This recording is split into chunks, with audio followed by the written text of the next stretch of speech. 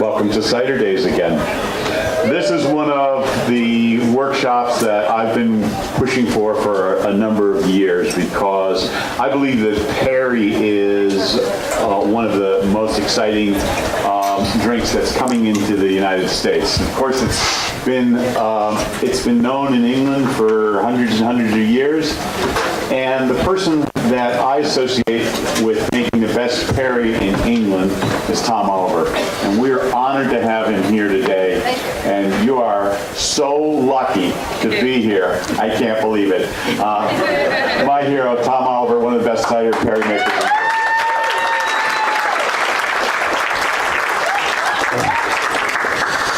Thank you very much, Al. I don't really believe that myself. I am just another cider and perry maker in a room full of cider and perry makers, in a town full of cider and perry makers, in a country full of cider and perry makers, and luckily in an ever-increasing number throughout the world. So I think that's something to celebrate in itself. I want to thank Franklin County Cider Days Committee and everyone for asking me back again to waffle about cider and perry. It's nothing I prefer doing more than talking about it. No, actually, I prefer drinking it, to be truthful. And to that end, I'd like to say, for those of you who are coming tomorrow to the Perry tasting, you're lucky because it's sold out. For those of you who can't come tomorrow, we've managed to scratch together two very, very fine Perrys for you to have a taste of today while I talk.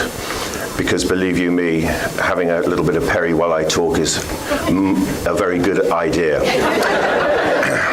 Okay, so the first one is from my very good friend, stood in the corner, Mr. Ryan Burke, who's made a very fine Perry at Angry Orchard. It's 2016 fruit, and it consists of gin and butt Perry pears and the Packham pear, and it's bottled dry. It has a soupçon hint of condition to it, and it's a lovely Perry, and I don't particularly like it myself. The reason is, it beat me in a competition in England. So, you know, enjoy it at your peril. It's lovely. We're not going to do anything formal. Lauren's just very kindly going to hand out bottles, and in an honour pour system, please pass it around. Pass it to your neighbour, just take a little, and I hope there's enough for everyone. Okay. Right, I'm going to kick off.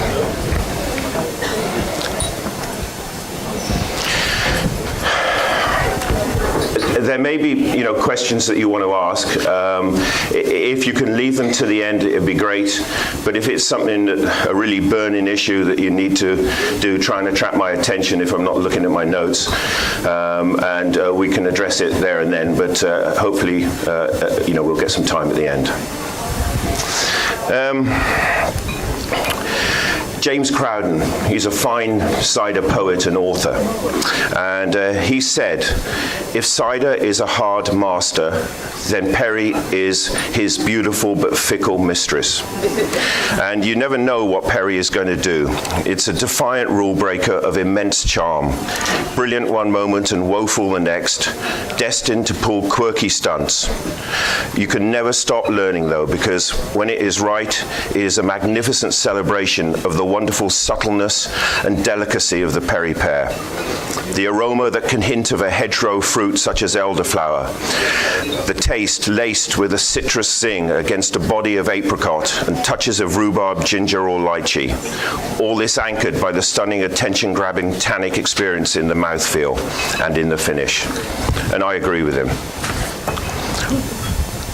So, for those of you who don't know much about me, I'm Tom Oliver. I farm with my mum and my brother in a beautiful little village in Herefordshire in England called Oakle Pitchard.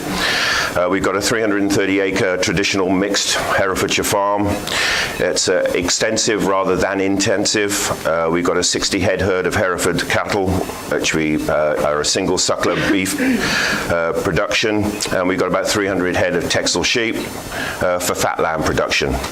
Most of of the farm is down to grass. There's a bit of woodland, a little bit of corn, and a small amount of orchard. So I don't have a huge amount of fruit myself, but I luckily live in probably the finest county in the world for cider apples and actually for Perry pears.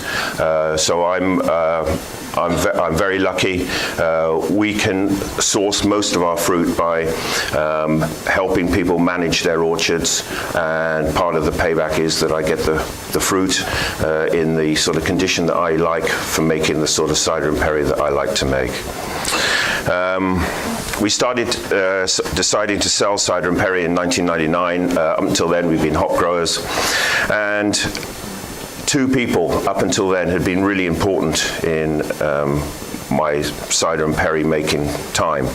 One was a chap called Roger French, who wrote a fantastic book called The History and Virtues of Cider. Has anyone read Roger's book at all? No, you should do. Published in 1983, he wrote about cider when nobody was interested in it, when nobody cared, and he brought a wonderful academic slant to it. It's a fantastic read. It's cerebral, and it's for taste, and it's highly recommended. You can get it on the usual book channels on the internet. He provided me with that eureka moment.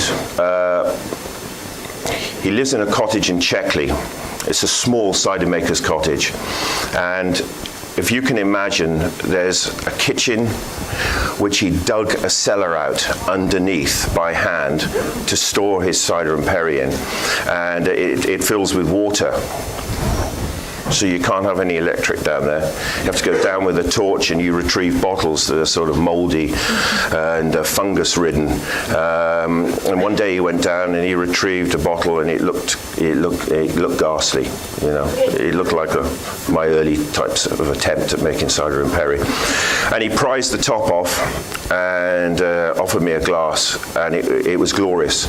It was aromatic. It was sparkling, but in a beautiful sort of sensory way, lots of small bubbles. It was a phenomenal experience on the nose, and the taste was ballistic experience. It was a Kingston Black cider, and right at that moment, I knew that this was the style of drink that I wanted to make, and I've been trying to pursue that ever since. I've not actually recreated that experience with any of my ciders and perries yet, so I've got something to aim at, which is what it's all about. The other chap that helped me was a chap called Ted Jones. He lives in a place called Stamford Bishop in Bromyard, and him and me used to pick fruit in the same orchard. And I was allowed free run of the orchard except for one tree. One tree, okay. Sorry, while I was talking about my place, I was meant to show you the drive down to my cider house. For those of you who have been, the cattle might not have been at the top of the drive, and it might not have been sunny when you were there. But it's a, you know, as much as I love cider and apples, when I look at that picture and I see the blue of the sky, the green of the grass, that beautiful deep red of the Hereford coat and the white face, I think you cannot get a better use of colours. There isn't. It is phenomenal. Makes me very proud to be from Herefordshire, I tell you. Okay. So yeah, this one tree. I wasn't allowed to have the fruit. It was Ted's fruit, and he valued the perry that he made from this tree above all other trees, and I found out why, but it took quite a few years for me to find out. We discovered that this in actual fact is a variety called Copy, that tree that you're looking at is the only mature tree of this variety that is known. Now that is known anywhere. So he clearly knew his varieties, but he clearly knew the qualities of a pear that made a fine drink. Unfortunately, Ted is now dead, but with that misfortune is my fortune, because I can now have the fruit, and have done so for a number of years.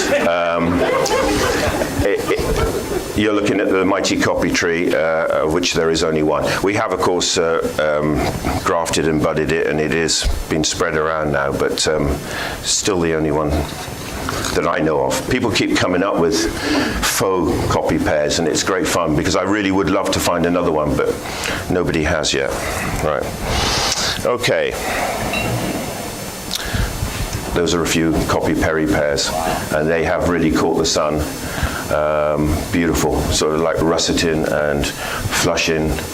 It speaks for itself. Speaks for itself. Okay. A little bit about the history of Perry in the UK. It's a wonderfully undocumented and sort of guess game as to what actually happened. And excuse me if I sort of do a lot of reading here now, but if I don't, what I say will be rubbish and wrong. So let's try and get as factual as possible. At the end of the Ice Age, I have actually done a little bit of research on this, but I do like to thank a chap called Jim Chapman, who has provided me with quite a lot of information on this. At the end of the Ice Age, the wild pear, the Pears pyrrhaster, started spreading across Europe. Okay, so this is post-Ice Age. We then leap to the Romans, and they started planting cultivars of Pears communis. But in this country, at least, these orchards did not survive the Dark Ages when the Romans left. So we've now leapt through to the Romans leaving the UK. And what happened was that their plantings went wild. The remaining pears self-seeded. They mingled with the existing wild pears, the Pears pyrrhaster. So there was a feral population of chance seedlings or wildings that were starting to emerge. However, they became so common in some areas that the monk William of Malmesbury wrote at the start of the 12th century, and this was about Gloucestershire, "Here you may see the highways and the common lanes clad with apple trees and pear trees, not set nor grafted by the industry of man's hand, but growing naturally of their own accord." So really what they're saying is that pears, right up until sort of the middle ages of, say, let's 1400s, 1500s, they weren't growing, they just happened. So they would be in woods, they would be in hedgerows, but don't think of neatly planted orchards, okay? These were just trees in the wild, much like people in America seem fascinated by trees in the wild, and I'm somewhat envious, because in the UK now we have very few trees in the wild left in terms of apples, and certainly in terms of pears.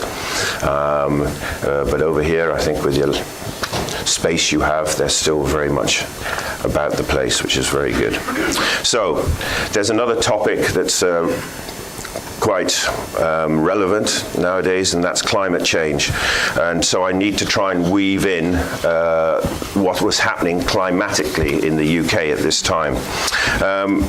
There was a medieval warm period that made southern England suitable for growing grapes, and that lasted from 950 to 1250.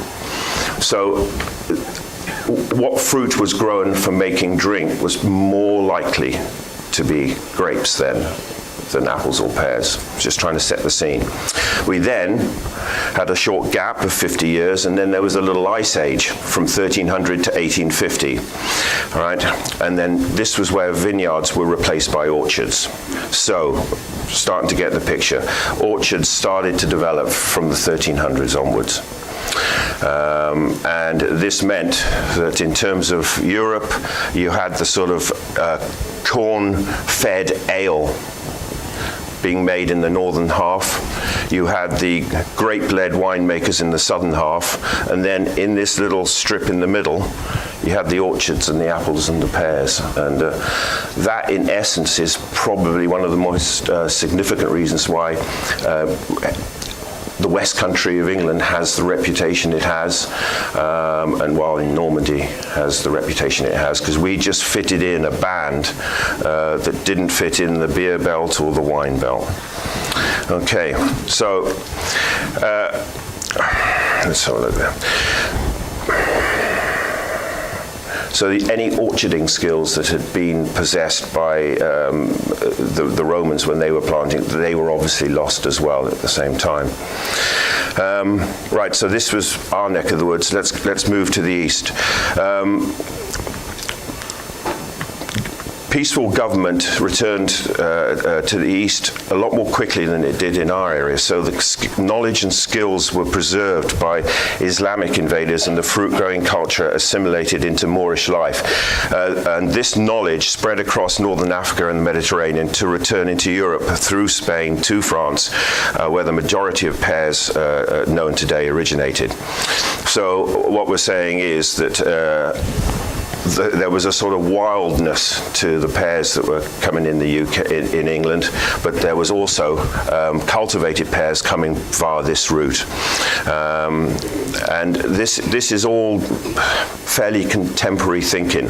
It's still up for grabs, as to what actually happened, but I'm just illustrating, hopefully, what's the way it came about. So, a couple of little factoid type things. In England in the 13th century, Queen Eleanor of Provence, the wife of Henry III, introduced the hard culinary pear, the Cailhou, to the royal gardens.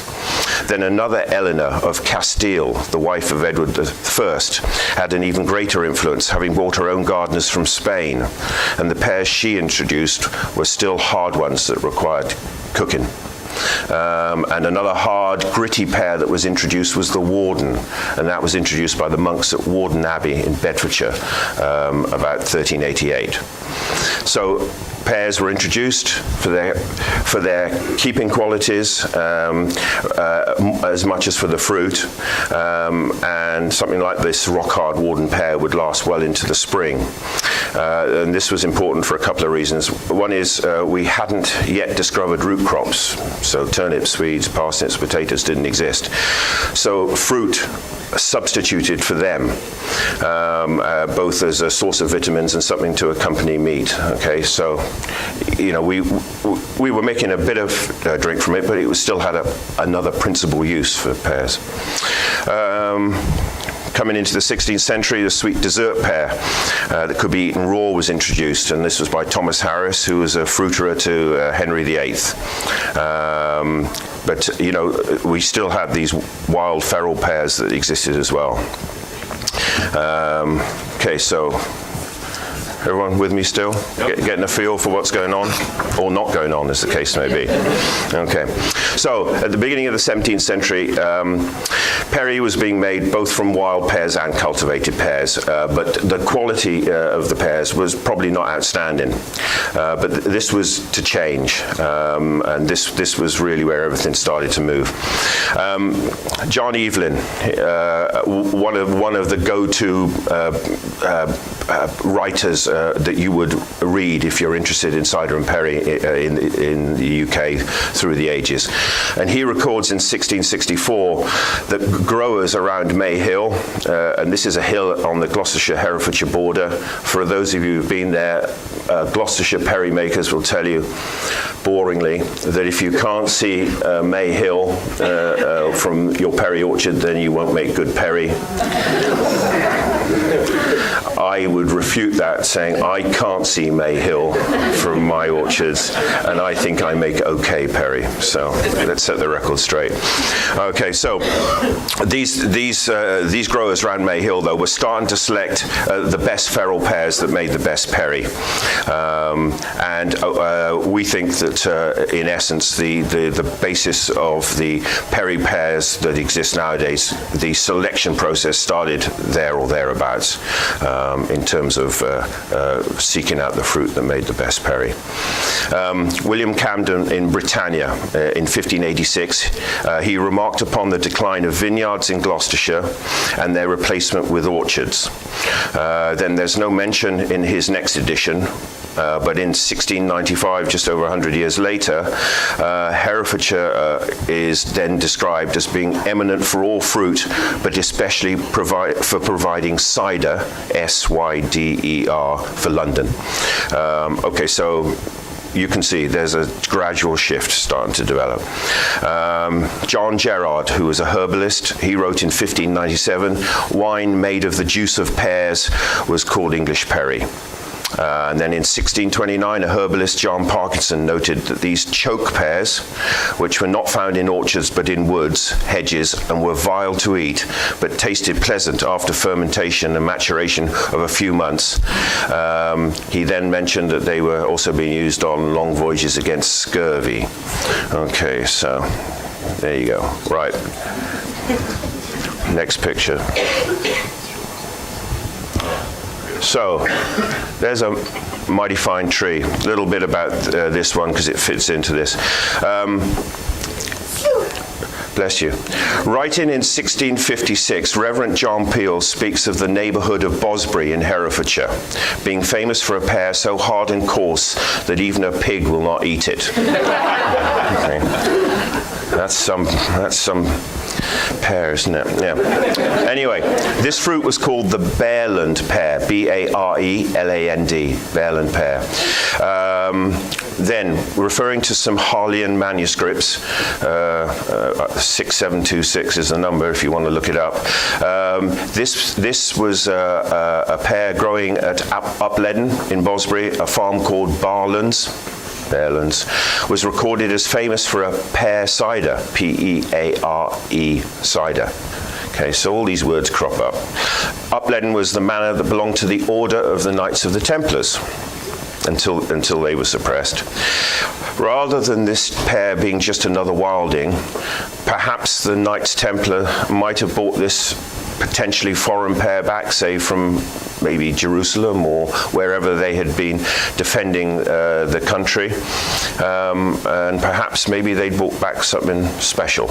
I don't know. Anyway, it's the very first mention of a named perry pear variety, the Bearland perry pear. That tree is a Bearland perry pear tree. Yeah. Do we see the graft line? You do, and it's not like the high horse graft line. It's a lower one, about. So we see something white there. 3 foot off the ground. Yeah. That's it. Okay. Yeah, and that tree. Okay, so the photograph's a bit of a. It makes that 30 foot high barn makes the tree look like 150 foot high, but it's not quite that high, but it is magnificent, and especially when it's in blossom, and it's one of the wonderful sights you get around the 3 counties of Herefordshire, Worcestershire and Gloucestershire. Okay, so the Bearland tree. Right, any idea what time it is, anyone? Okay, is it? How much longer have I got? I'll let you go, it's morning. Okay. All right. So I'm just going to try and just mention a few other characters, because the thing about perry is it's a roller coaster ride, and individuals tended to crop up to help either resuscitate it or put perry back on the right track when it drifted off, and usually that was with a view to managing orchards and looking after varieties and selecting the right varieties. So one very fine, well-meaning chap, Thomas Andrew Knight, 1759 to 1838. He's the father of modern pomology, as far as we're concerned, and he wrote the Pomona Herefordiensis, and that describes varieties of perry pears and cider apples. Robert Hogg and Henry Bull, they compiled a beautiful Hereford Pomona at the behest of the Reverend Charles Bulmer, who was father to the 2 brothers who started Bulmer's cider. And there's a beautiful book with paintings done by his niece and his another one's daughter, I think, that is on display at the Cider Museum in Hereford, and that is all known varieties of apple and pear in the county at the time, and it's an extraordinary book. We also had a Charles Radcliffe Cook, who was known as the MP for cider, and he wrote a fine book called The Apple and Pear as Vintage Fruits, and that was published during the Depression to encourage farmers to take cider and perry seriously. And we then, very, very luckily for us, had people like Ted Barker and Herbert Durham, Ray Williams, Mr. Luckwell, Mr. Pollard, Mr. Fred Beach, who were all working at Long Ashton Research Station in Bristol, who probably have put more information on cider apples, perry pears, and cider and perry than any other institution so far. And their loss is very, very much missed. And I hope that one of the things that will happen in the future is we get back to some real bona fide science research, because we need it. Modern times, Charles Martell's written a fabulous book on the pears of Gloucestershire. And as I say, Mr. Jim Chapman, who very kindly gave me a lot of this information, he's now what I call a modern day benefactor of cider and perry mostly. Okay, that's that. That's me with a perry pear. Yeah. Okay, that's Mr. Jim Chapman holding his back, and that there is a display of perry pears. That was this year, third weekend of September at the Morven Autumn Show, and there are over 90 different varieties of perry pear on display there. I'm going to try and weave this in as I talk. I've got pictures of 70 different perry pears coming up, and I'm not going to spend time talking about individual ones or anything, but I'm just going to every now and then whiz through a few so you can see what the varieties look like. If you've maybe just heard names in the past, you can have a look at what they actually look like. Okay, on to perry making. The first thing is, the way I make, and this applies to cider and perry, I'm totally reliant on the fruit I have. For those of you who've been to see my operation, it is hardly the height of cleanliness and so forth. So I'm reliant on perry pears and cider apples. I don't work with baking pears, eating pears, dessert pears, culinary pears. It's perry pears. And I think the qualities of the raw material allow me to make cider and perry the way I do. I'm making small batches. I'm all about minimum intervention. I don't do anything unless I have to. Why would you? I ferment ambiently with wild yeast. Don't pitch yeast. I don't use any sulfur prior to fermentation. Though I will say that after last year's 3 totes of mousy perry, I am thinking hard about maybe I need to, on occasion, think about using sulfur prior to fermentation, but I'm only thinking about it, all right? I'm not convinced yet. I would rather take a few losses and get the basic results I do if I can. I would really like that. I don't use any yeast nutrient, and we don't pitch any yeast. So you can see we're pretty basic. I use a little moderate amount of SO2 at bottling, between 30 and 80 parts per million. I think it's good for something to scavenge for oxygen once you've packaged, and helps keep the old perry fresh in the bottle a little bit. I don't use any SO2 on the bottle conditioned perries that I make, so that's good. By volume, about 60% of my perry is sold on draft, and about 40% is packaged in bottle, in glass. I do still carbonated, bottle conditioned, or bottle fermented. Just starting to do a little bit of kegging too. Blending, it's all done in the mouth on the palate, and I think one of the things about perry is, they say don't mix different pears because things can go wrong, and I think that's one of the things that's you learn about the pears that you work with. Some you can blend without any issues, others, it throws up hazes and so forth. So you just have to be aware of your fruit. That's what I reckon. Yeah, and that's basically about what I do. I'm going to talk now about a few topics in terms of the way we grow fruit, harvest fruit, and then in the cider house when we're actually making perry. Just to give you, once again, a picture of the fruit that we are working with and what's happening, hopefully, as a general overview as well. Okay, okay. Arlingham squash. Don't ever plant squash. They're one of the great pears that you can never quite get to grips with. You think you've got it all lined up ready to harvest or collect, and then you get around to getting them and they've all gone soft and impossible to work with. It does make great perry, but I suggest it's for those people who can, really pay attention to detail, that becomes a worthwhile variety. That's the old bad boy, the Barland pear, the first named perry pear variety. Barnet, Barchester squash, beetroot, Betty Prosser, Blakeney red, brandy, brown bess, but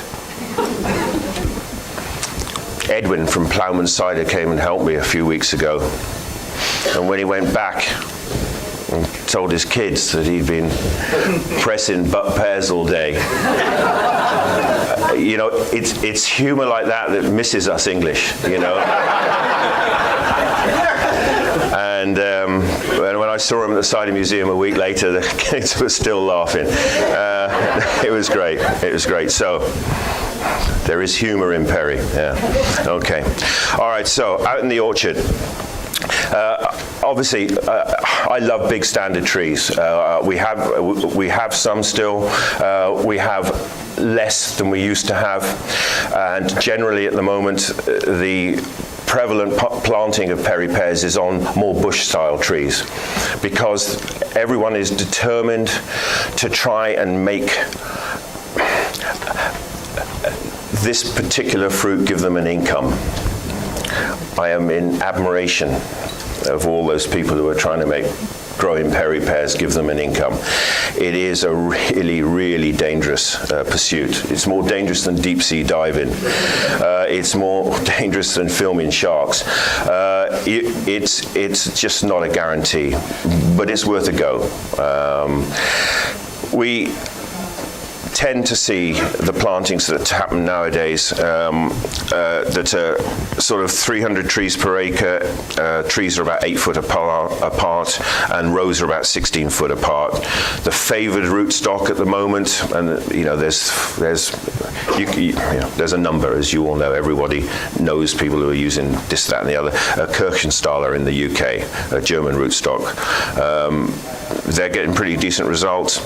In terms of the growth of the tree, there still seems to be some varieties that seem to thrive on dwarfing, and there's others that seem not to particularly enjoy a dwarfing result. Blakeney red doesn't seem that happy as a dwarfing tree. Which is a pity, because it's a wonderful workhorse perry pear. It's like, in the UK, it's like the equivalent to the Dabinet cider apple. It's a good yielder, it's a good size, it's a regular cropper, and it's got some really nice perry. Yeah, it's the reason a dry perry, as in all sugars that are fermentable in the perry pears, have been fully fermented, and you're still left with some lovely residual sweetness. That's down to sorbitol. It is an unfermentable sugar, and it is a number of other things as well. The main one being diuretic. Some people are more sensitive to it than others. It is the reason that the reputation for some pears went along the lines of it goes in like velvet and out like thunder.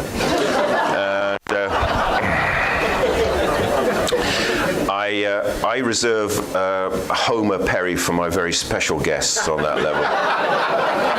So once again, if you visit and I offer you a Homer Perry, maybe you want to ask, have you upset me? Or are you indeed somebody who's probably just had a very fine meal and wants to... Anyway, sorry. English humour, yeah. Right.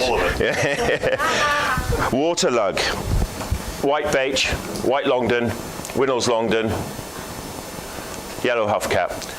There you go. So, a quick flip through those pair of varieties. I hope you enjoyed that. Okay, sorry, I must just have a... Anyway, thank you to Ryan for his perry, and the second one was my classic perry. It's a medium sweet perry, just a mix of perry pears and a little back sweetening making qualities. But it's not particularly in love from what we're seeing at the moment in a bush situation. Just to say, in terms of what pears can grow to, if anyone's comes and visits, and I've got like loads of time, one of the visits we do is down to the house where Lord Scudamore lived, and he's the chap responsible for planting the red streak apple in Herefordshire, or encouraging. I don't think he probably ever planted a single thing in his life, but he instructed others to plant the red streak apple, and responsible for the phrase that Herefordshire was but one entire orchard. He lived down at Home Lacey, and his house is luckily preserved. It's now a hotel for people over 60, so I can go there. Down by the river, there's the old rooted branches of a perry pear tree, and these rooted branches are all that's left from a tree that in where's the year, Tom? 1790. This tree had a canopy that covered 3/4 of an acre. I hope we all know acres, yeah. And it yielded 7 UK metric tons of fruit. You can imagine that, 7 tons of fruit off one tree. Job done, you know. Okay, yeah. So it's not like that in reality, is it, at all? Anyway, and I've never seen a tree yield anything like that. So maybe that's consigned to history now, I don't know. Okay, so with these young bush-grown trees too, I have reservations about the quality of the fruit coming off them. Sugar levels are low, and character of finished perry is a little light. I don't say it's not workable with or anything, but it's a little light compared to these big old standard trees. And there's any number of reasons why this is the case, but for me it's a fact that that's the case, and you have to then work around these situations. We'll go and flick through a few more varieties now, but if anyone's interested, what my favourite varieties for making perry, hopefully from old trees, Moorcroft, wonderful variety, early variety, bit of a devil, some fall, some don't. There's tendency to rot from the, blet from the inside out. Another early one, Thorn, big fan of Thorn, Blakeney Red, Hendry Huffcap, Winnell's Longdon, a real bletting from the inside out, devil of a pear to pick. Copy, Rock, Gin, Oldfield. Those last 4 are pretty good. Later season, reasonable croppers as far as perry pears go, and all make wonderful single variety perries, all very blendable. You just got to watch Rock. Always do Rock on its own. If you get hold of Rock, you'll know it. You'll know you've got it. Okay, flick through a few more. Christmas pear, named for a clear reason. Cypress pear, so that's a lovely looking pear. In fact, it looks very much like the pear used on Eve's cider label, which I think is a beautiful label, by the way. And it's a beautiful perry too. Claret, clusters, copy. See, nothing like as beautiful as the ones I showed you on the slide earlier, but same idea. Cowslip, beautiful. Dead boy, there's a reason for that name. And what is that? It's, you have to drink it to know why. Duck spawn, blunt red, early griffin, flaky bark. That's the Madai door of the Perry pear world. Yeah. Gin, green horse, green Longdon, green roller. There's one tree of green roller left on the drive down to Helen's house in Muchmarkle.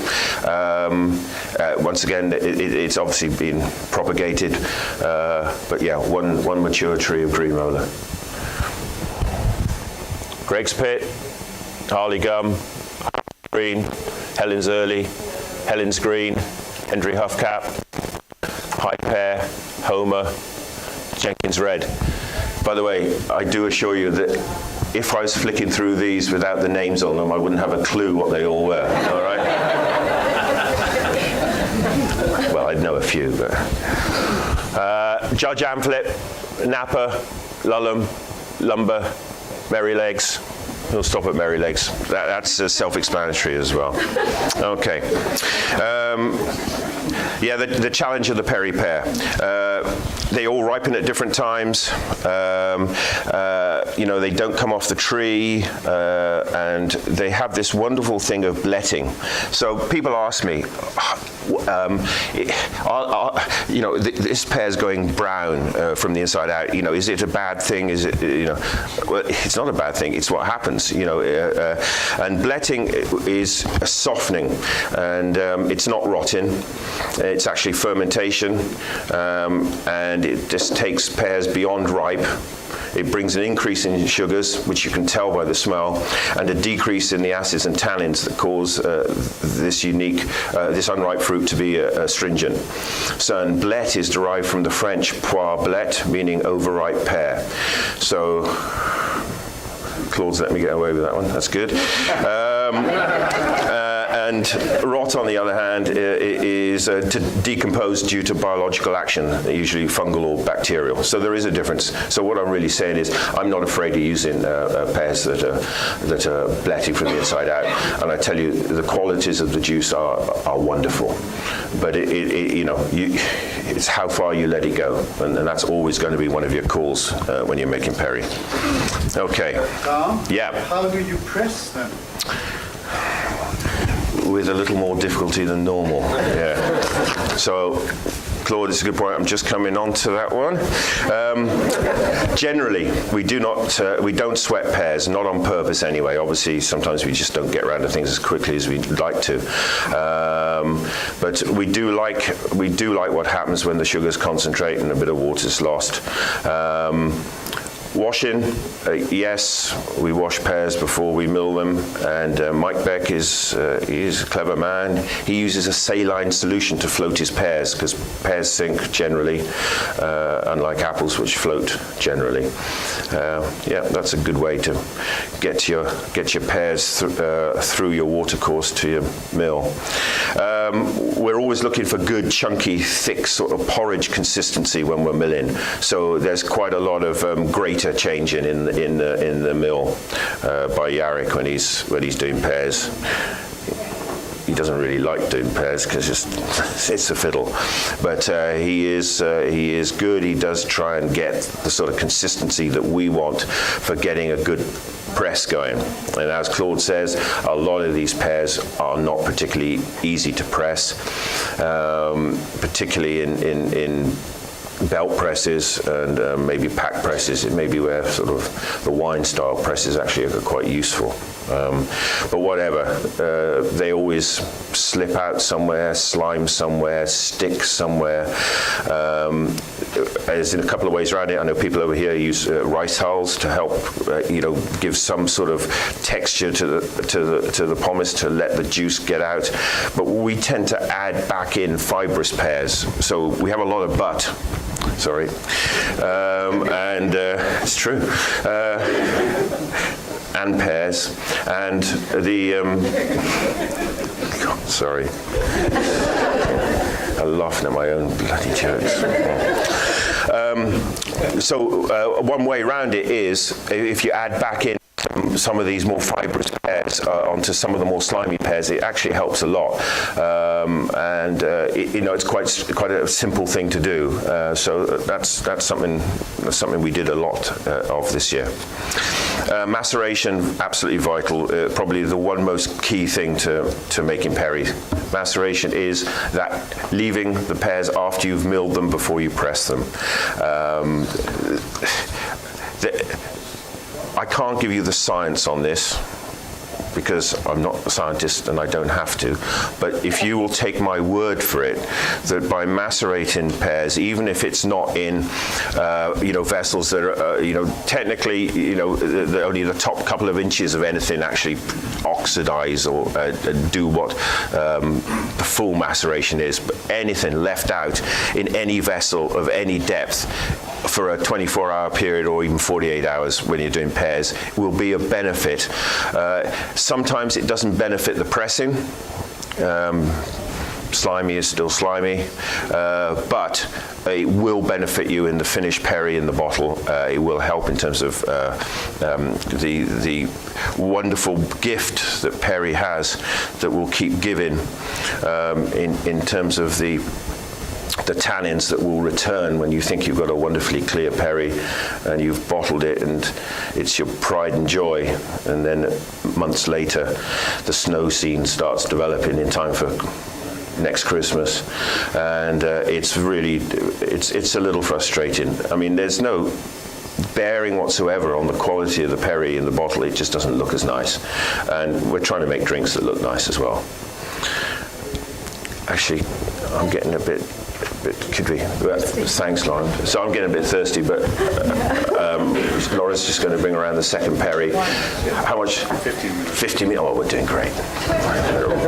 Yeah, I can. So when you macerate, what sorts of vessels are you macerating in? Are you just leaving it in, like a 5-gallon bucket and only the top is exposed, or are you putting it in something that's shallow? Okay. I'd need a lot of 5-gallon buckets, all right? So what we're doing is I've got, I call them a bath. They're not a bath, but they're vessels that long, that wide, that deep, and I got like a dozen of them.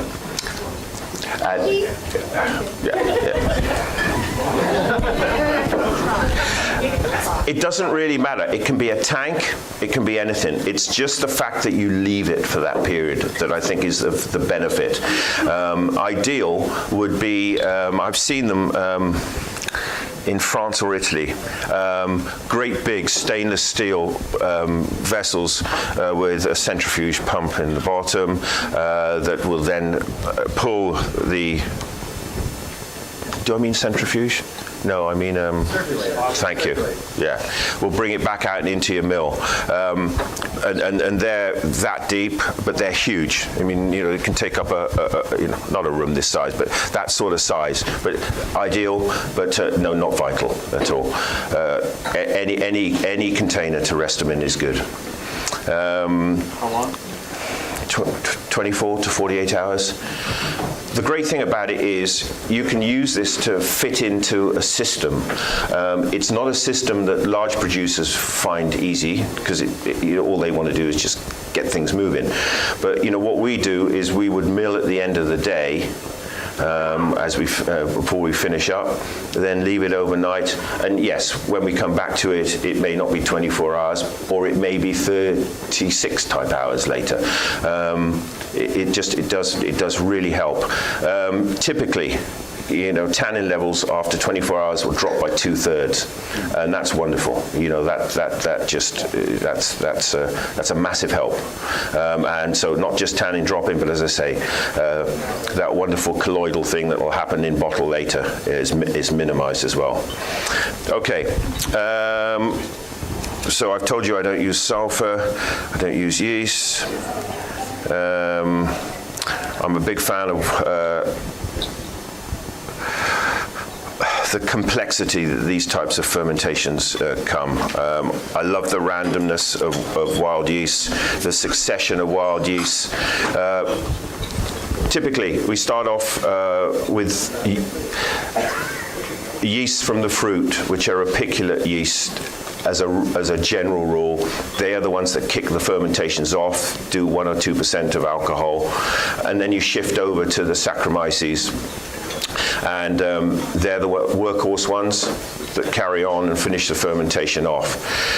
In terms of where these yeasts come from, people say, is it all on the fruit? Where is it? Well, it's not all on the fruit. The general consensus at the moment is about 5% of a wild yeast population working on a fermentation will come from the fruit. 2% on the fruit, 3% in the fruit. That leaves 95% of the yeasts that work on a wild yeast population will be from the equipment and in the buildings. Therefore, immediately everyone goes, that's why Tom has the sort of buildings he has, in the sort of conditions he has them, because that's what works, or that's what has worked, that's what is working, and that's what I really hope carries on working. I take nothing for granted, but it works. Okay, Perry Pears 2, notoriously depleted in nitrogen, so you would think maybe something you should add to, but I personally don't. I love long, slow fermentations. Go on. Tom, can you speak a little bit about sorbitol and the variations in the variety? Perfect. Yeah, coming up now. Just got to flip through a few more. What do we got? Moorcroft. So you can see this was third week of September, and the Moorcroft looking a little jaded, little past their best. Naylor, obvious. That one won't come off the tree. New Meadow, Newbridge, Oldfield. If I had to pick one Perry pear, it would probably be Oldfield. It is, and I use this lightly, it is almost the Kingston Black of the Perry pear world. Obviously completely different characteristics, but a single variety Perry from Oldfield is fabulous. Parsonage, penny pear, pine, pint, potato, obvious reasons, red Longdon, red pear, rock, sack, Seckle, don't know what that's doing in there. Snake Pole, that's a great name. Spirit, that's a great name. Stony Way, Swan's Egg, beautiful, beautiful Perry from the Swan's Egg. Oh, thanks. Okay, thanks. Tainton Squash, Teddington Green, Tettenhall Dick, Thorn, nice pear. Thurston's Red, Tumper, Turner's Barn. There's lots of B Perry pears and lots of T named Perry pears. I can't work out why that's happened, but it's the way it is. Okay, so tannins, we talked a little bit about them and how to avoid the issues that come with them, and it is important, I think, to really take care of the tannin levels from your Perry pears. They make they're the deal breakers really, and they're the things you want to concentrate on. And maceration is the key to that. Citric acid, that's another gift that keeps giving with Perry pears. The real issue with that is that anaerobically, in the presence of lactic acid bacteria, that can be converted into acetic acid stroke vinegar. So one of the predominant acids in some pears has this wonderful ability, even if you make perry in the most fastidious conditions, to go down to acetic acid and vinegar. And I'm very hopeful that the gentleman from Austria tomorrow will tell us a little bit about why it is they adopt the techniques they use when they make perry, because I think they're absolutely petrified of that particular pathway. Sorbitol, it's the reason a dry perry, as in all sugars that are fermentable in the perry pears, have been fully fermented, and you're still left with some lovely residual sweetness. That's down to sorbitol. It is an unfermentable sugar, and it is a number of other things as well. The main one being a diuretic. Some people are more sensitive to it than others. It is the reason that the reputation for some pears went along the lines of it goes in like velvet and out like thunder.